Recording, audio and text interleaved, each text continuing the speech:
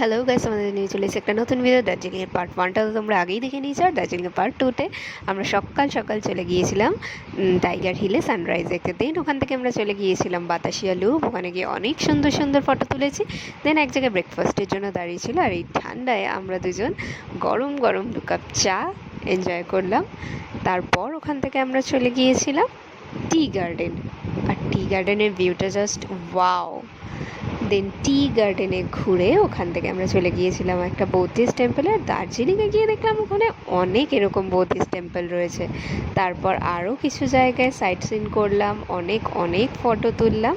তারপর বিকেল না হতে হতেই আমরা পৌঁছে গিয়েছিলাম রক গার্ডেন, আর রক গার্ডেনের ঝর্ণাটা জাস্ট ওয়াও লাগছিল, অসাধারণ।